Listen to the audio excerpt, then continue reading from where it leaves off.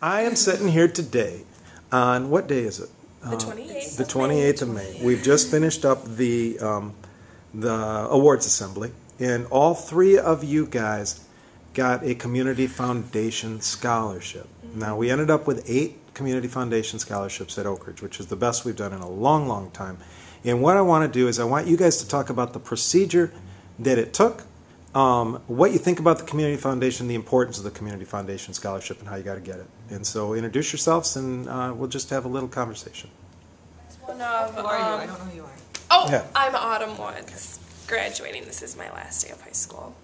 I think that the Muskegon Community Foundation is one of the most important scholarships. It's one that you fill out pretty early in the year. I think it was like March. March 1st. March 1st, it's due. So it's really important to get on it as soon as you can. The application is online, so you go online, fill out the application. You have to send stuff to your college you intend to go to and send in a signature saying that you were honest with all your answers. So there's a little bit of that, and you have to have, like, that's one scholarship, deadlines are like major Important. because they told us 490 people applied and only 170 people got applications. So if you don't have something in on time, you're not going to. Now, okay, you were talking about the interview. Who are you? I'm Rachel Stewart, Okay. graduating in 2010. Okay. I received the Moses J. Jones scholarship, and my scholarship is $4,000, and it's renewable for 4 years. Okay. Now, you also, in the interview is like significant. I mean, The it's so interview, important. my second interview, they told me that they narrowed it down to 4 people, so I knew it was like a big deal. My second interview, it was me with 8 people looking at me, asking me why I should get this, and it was just question, tell us about who you are, why you need this money, what you're going to do, and why. And the thing about that foundation is they want to know what you're going to bring back to Muskegon County, and you really need a Good answer. Like, it's important when you're doing like the local scholarships, you know, like that are in the Muskegon area, because like it's important to know what you're going to do for Muskegon.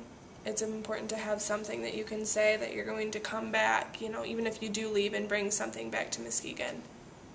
Hey, you guys. Now, you okay? Let's hear your little story here. My name is Nisa Swanson.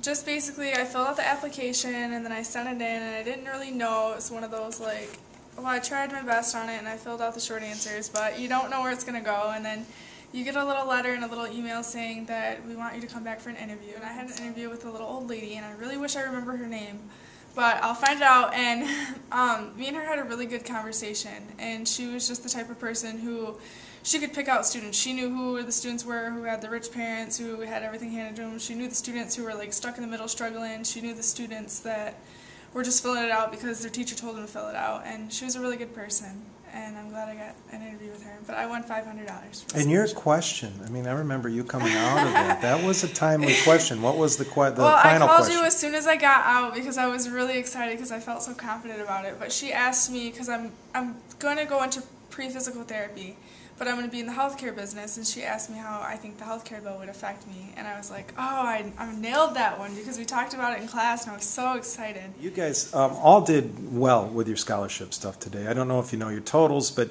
just give a little overview of what you found out today with your total scholarships for next year. Well, I found out that I have around $9,000 for scholarships. And the one that you got from the Community Foundation was 5. 5, okay. So that's shows you right there how important it is. It's yeah, a huge right. one. No, how did you do today? I mean, you got a bunch of different scholarships. I did, but like, I don't know. They're renewable, so then they total it up, and so it's like, oh, Rachel got. Renewables are really important because that means you get them every year. She got like $26,000. And you did well as you had a. She got like 20,000. I got like something like that, but I don't even know like where these scholarships. Like I know like the basic ones I got for my ACT score, and then being in honors, and then building a better world. Like I know those ones, but there's some that I don't know how it totaled up to that much. So I'm gonna have to go talk to Mr. Patton. And you know, if you're gonna give one suggestion to people that are going after scholarships, in particular the Muskegon community, but all scholarships, what is that suggestion? I mean, I think that you just need to keep things in perspective, and like especially now, like I look at it and I'm like, I just filled out like a Community Foundation application I worked hard on it, but it wasn't, you know, like terribly hard work. You just need to stay focused because it's like, you think about it, you could be writing an essay that's worth like $5,000. Yeah. Every scholarship you do, you need to remember like this essay that I might be stressed out about and I'm working really hard, it's worth like $2,000, and that's just like an inconceivable amount of money when you're in high school. And so it's like, it's important, and you just need to keep that mindset like, this essay could be worth, you know, so much. Mine would be to get started as soon as you can, because I know that I wrote down scholarships that I was going to do, and then like I kept putting off when I was going to do them, but then finally like jumped in and I said, okay, I'm going to get these done, and I started doing them on the weekends. And the sooner you get started, the more you're going to get done, the better you're going to get at them, and you're just going to keep saving those essays that you wrote, and you're going to keep doing them, and you're just going to get better.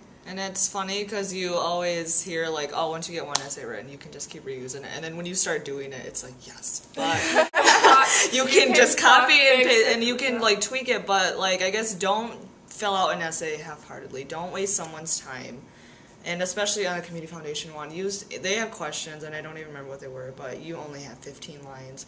And the questions get more intense, and you have less and less lines. So you need to like work it. And just, they don't want to have a paper full of this, I'm a good person because of this. They just want one, or just bold statements. And why you need this money? Because one thing to be sure of is like, if you do get an interview, and you're like, oh, I can't go that day, like I have something, like all of us had to reschedule for the Chicago trip, and then mine got rescheduled, and I realized that I had a softball game that day. So then I felt terrible, and I was just going to leave my softball game, and I talked to my coach, and he's like, well, why don't you go talk to Mr. Patton to see if he can, you know, call the community foundation people and see if they can work around it. And they did, so like they're really willing to work with you. Cool.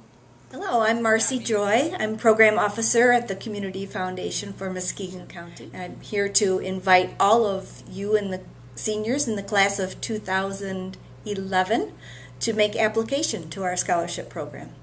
Well, one of the things that I think makes us unique is that we hold over 265 different scholarship funds here at the foundation, which means that you know, a multitude of diverse donors have put their funds here with us, and they have many different interests. So we have scholarships for students in all different fields with all different interests, going to many different schools. So a student should never think, oh, there's nothing there for me. We really have something for everybody here at the Community Foundation. In 2010, our total commitments are $775,000 in scholarships to Muskegon area students, and those will be paid out over the next 4 years. The narrative essay section of the scholarship application really is, I think, the most important part of the application. I encourage students to really take time and be very sincere in their writing and very complete. A student should use all of the space, all of the opportunity in that section to tell us about themselves, about their goals, about where they want to go to school, what they want to study, why they want to do that, a little bit about perhaps their past challenges and obstacles, things that have been milestones in their life. We read every word on that essay, and we can tell if a student has rushed through it or really taken a thoughtful approach to answering our questions. We have a very dedicated group of about 55 or 60 community volunteers who look forward every year to coming into the Community Foundation to meet our area high school students who have applied to our foundation program. And we team them up, so students are interviewed by usually a team of interviewers, 1 or 2 people. They have copies of the application that the student has submitted to us, and from there they ask questions. They'll ask all kinds of things, but from that interview we get additional information about the student and who is really determined and dedicated. Sometimes that doesn't always show up on the paper application. So the interview process is very much part of our selection process. But there are some other pieces that are also required. The student has to send a transcript of their grades from their high school counseling office. There is a financial information form that is submitted to the college that the student is planning to attend, and that's where we get information about financial need for the student. And then there's a simple signature page that we require students. In 2010, we received 515 applications. 176 of those were high school seniors that we interviewed, and of those 176 students, about 2/3 received scholarships in 2010, and that's pretty typical. Yes, one of our essay questions in that narrative section that I spoke about earlier asks what you, as a college student or as a future citizen, will contribute back to your community. Whether it's Muskegon that you end up in or another location, how will you as an individual give back? And that's an important consideration for us as we look at making scholarship awards. You know, the people who have established scholarship funds at the foundation have given that money to help someone else.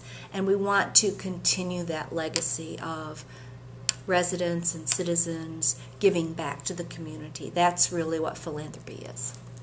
I guess I would like to say that it's a privilege for us here at the foundation to be able to get a glimpse into the lives of the students at Oakridge High School and other high schools in the county. We appreciate that you take the time to apply to our scholarship program and share a little bit of your dreams with us. So thank you.